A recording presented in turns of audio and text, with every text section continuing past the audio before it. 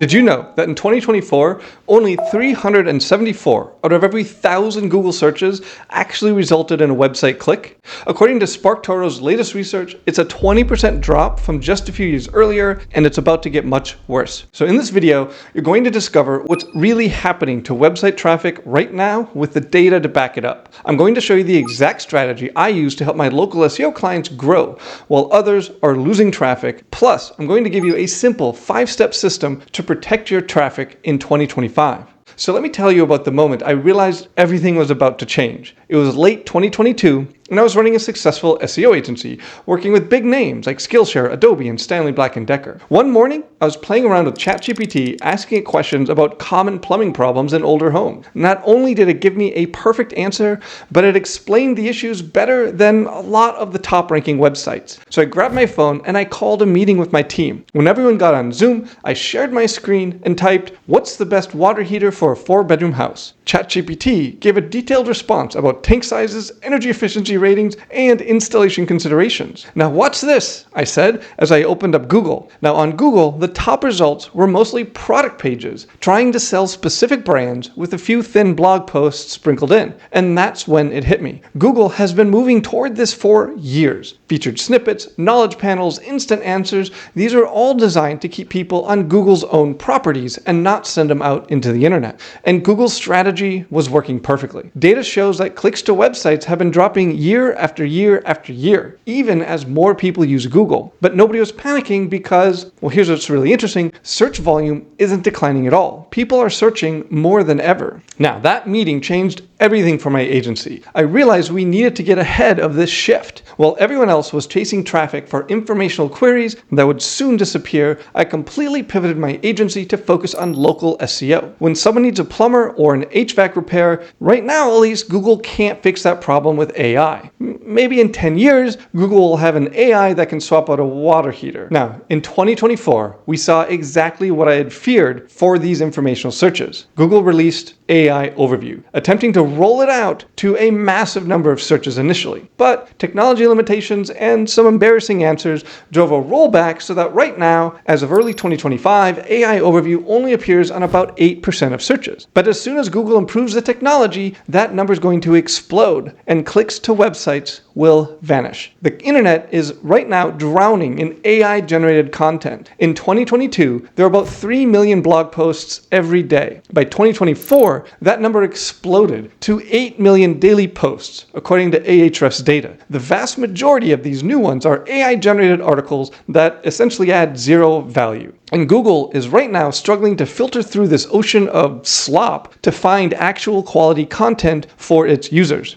Now, you might think you can just switch to Google Ads to make up for lost organic traffic, but ad costs are rising fast because everyone else has the same thought. I'm seeing costs per click double compared to last year. So here's what should really worry you. Local search is probably going to be next. Right now, again, early 2025, local searches still work like they pretty much always have. When someone searches for plumber near me or pizza delivery, they still see the map pack and click through to websites or to make a call. But imagine what happens when Google's AI starts making local recommendation. Instead of showing 3 businesses on a map, the AI could say, well, based on your location, I recommend Joe's Pizza on Main Street. They're known for their authentic New York style pizza, have 4.8 stars from over 500 reviews, and are particularly praised for their thin crust. They're open right now and typically have a 15-minute wait time. A much more helpful answer for the searcher. Or imagine someone searches for romantic dinner under $100, and instead of a map, the AI responds, given your location and budget, I recommend La Maison. Of course, it has to be French, on 5th Street. They have intimate booth seating, a notable wine list, and their price point averages $75 for a table of 2. Now, again, very helpful for the searcher, but if you're any restaurant in town, other than Joe's Pizza or Maison, you just lost that customer to AI's recommendation. So that's why you need to act now, while local SEO still works the way it used to without AI. To prepare for this change, we're going to use signals from Google and OpenAI's SearchGPT in terms of how they handle informational queries. Currently, they pull from featured snippets, read schema markup, and look for brand authority. When AI starts making local business recommendations, I would guess it's likely going to use the same signals that it's already using to great effect. So that's how I developed a 5-step system to prepare local businesses for AI search. I'm using what we've learned from informational AI overview results and applying it to local businesses now before everyone else catches on. So here's exactly what we're going to do. Step 1 is data quality and consistency. Your business information needs to be exactly the same across every platform. Google Business Profile, Yelp, Facebook, all of them. Update your hours, prices, and services in real time so they all match. Add every attribute Google offers. Wheelchair accessibility, parking info, payment methods, everything. The more information, the more structured data you give AI systems, the more they trust your business. Now, step 2 is review management, but not just getting more reviews. Ideally, you'll try to get reviews that mention specific things about your business. Now, obviously, you can't control what your customers write in reviews, so use your owner responses to mention these key details. If someone says, "Great pizza," respond with, "Thanks for trying our hand-tossed, thin crust pizza with our house-made sauce." Your responses are indexed just like the initial review, and they're a perfect place to naturally include your key differentiators. Step 3 is documenting what makes you different. Don't just say that you have the best pizza in town. That's meaningless to AI. Instead, be more detailed. Family owned since 1962, or wood-fired oven imported from Naples, or longest running pizzeria in Houston. Use specific factual language about what makes you unique. Step 4 is building your digital footprint. Take high-quality photos and label them properly. Build real local backlinks. Join your local chamber of commerce. Sponsor local events. Get mentioned in local news. Add schema markup to your website. Brand searches are becoming a huge ranking signal because they're almost impossible to fake.